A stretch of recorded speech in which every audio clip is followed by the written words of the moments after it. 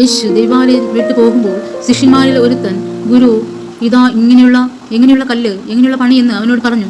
യേശു അവനോട്, നീ ഈ വലിയ പണി കാണുന്നുവോ? ഇടിക്കാതെ കല്ലിന്മേൽ കല്ല് ഇവിടെ ശേഷിക്കില്ല എന്ന് പറഞ്ഞു. പിന്നെ അവൻ ഒലിവുമലയിൽ ദേവാലയത്തിന് നേരെ ഇരിക്കുമ്പോൾ പത്രോസും യാക്കോബും യോഹന്നാനും അന്ത്രയോസും സ്വകാര്യമായി അവനോട്, അതെപ്പോൾ സംഭവിക്കും? അതിനെല്ലാം നിവർത്തി വരുന്ന കാലത്തിന്റെ ലക്ഷണം എന്ത് എന്ന് ഞങ്ങളോട് പറഞ്ഞാലും എന്ന് ചോദിച്ചു. യേശു അവരോട് പറഞ്ഞു തുടങ്ങിയത്, ആരും നിങ്ങളെ തെറ്റിക്കാതിരിക്കാൻ സൂക്ഷിച്ചുകൊള്ളുവിൻ. ഞാൻ ആകുന്നു എന്ന് പറഞ്ഞുകൊണ്ട് അനേകർ എൻ്റെ പേരെടുത്ത് വന്നു പലരെയും തെറ്റിക്കും. എന്നാൽ നിങ്ങൾ യുദ്ധങ്ങളെയും യുദ്ധശ്രുതികളെയും കുറിച്ച് കേൾക്കുമ്പോൾ ഭ്രമിച്ചു പോകരുത്. അത് സംഭവിക്കേണ്ടത് തന്നെ. എന്നാൽ അത് അവസാനമല്ല. ജാതിയോടും രാജ്യത്തോടും എതിർക്കും. അവിടെ ഭൂകമ്പവും ക്ഷാമവും ഉണ്ടാകും.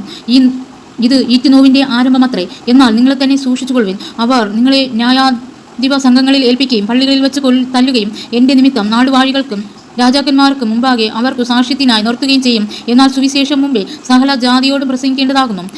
അവർ നിങ്ങളെ കൊണ്ടുപോയി ഏൽപ്പിക്കുമ്പോൾ എന്ത് പറയണ്ടോ എന്ന് മുമ്പുകൂട്ടി വിചാരപ്പെടരുത്. ആ നാഴികയിൽ നിങ്ങൾക്ക് ലഭിക്കുന്നത് തന്നെ പറയുന്നത് നിങ്ങളല്ല, പരിശുദ്ധാത്മാവത്രേ. സഹോദരനെയും അപ്പൻ മകനെയും മരണത്തിന് ഏൽപ്പിക്കും. മക്കളും അമ്മയപ്പന്മാരുടെ നേരെ എഴുന്നേറ്റ് അവരെ കൊല്ലിക്കും. എൻ്റെ നാമനിമിത്തം എല്ലാവരും നിങ്ങളെ പകയ്ക്കും. എന്നാൽ അവസാനത്തോളം സഹിച്ചു നിൽക്കുന്നവൻ രക്ഷിക്കപ്പെടും.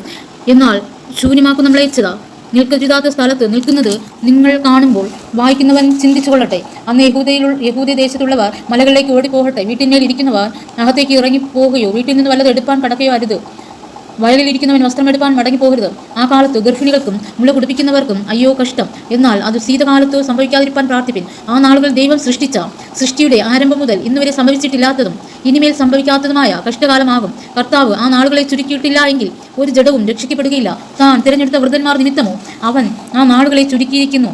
അന്ന് ആരെങ്കിലും നിങ്ങളോട്, ഇതാ ക്രിസ്തു ഇവിടെ എന്നോ അത് അവിടെ എന്നോ പറഞ്ഞാൽ വിശ്വസിക്കരുത്. കള്ളക്രിസ്തുക്കളും കള്ളപ്രവാചകന്മാരും എഴുന്നേറ്റും കഴിയുമെങ്കിൽ വൃദ്ധന്മാരെയും തെറ്റിപ്പാനായ അടയാളങ്ങളും അത്ഭുതങ്ങളും കാണിക്കും.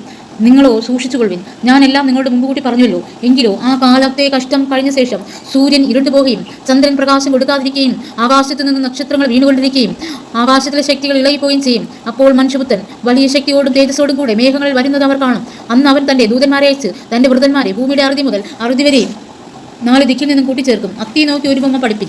അതിൻ്റെ കൊമ്പ് ഇളതായി ഇത് തളർക്കുമ്പോൾ വേനൽ അടുത്തു എന്ന് നിങ്ങൾ അറിയുന്നുവല്ലോ. അങ്ങനെ നിങ്ങളും ഇത് സംഭവിക്കുന്നത് കാണുമ്പോൾ അവൻ അടുക്കെ വാതിൽക്കൽ തന്നെ ആയിരിക്കുന്നു എന്ന് അറിഞ്ഞുകൊള്ളുവിൻ. ഇതൊക്കെ സംഭവിക്കോളം ഈ തലമുറ ഒഴിഞ്ഞു പോകില്ല എന്ന് ഞാൻ സത്യമായിട്ട് നിങ്ങളോട് പറയുന്നു. ആകാശവും ഭൂമിയും ഒഴിഞ്ഞു പോകും, എൻ്റെ വചനങ്ങളോ ഒഴിഞ്ഞു പോകില്ല. ആ നാളും നാഴികയും സംബന്ധിച്ചോ പിതാവല്ലാതെ ആരും സ്വർഗത്തിലെ ദൂതന്മാരും പുത്രനും കൂടി അറിയുന്നില്ല. ആ കാലം എപ്പോൾ എന്ന് നിങ്ങൾ അറിയായിക്കൊണ്ട് സൂക്ഷിച്ചുകൊള്ളുവിൻ. ഉണർന്നും പ്രാർത്ഥിച്ചും കൊണ്ടിരിപ്പിൻ.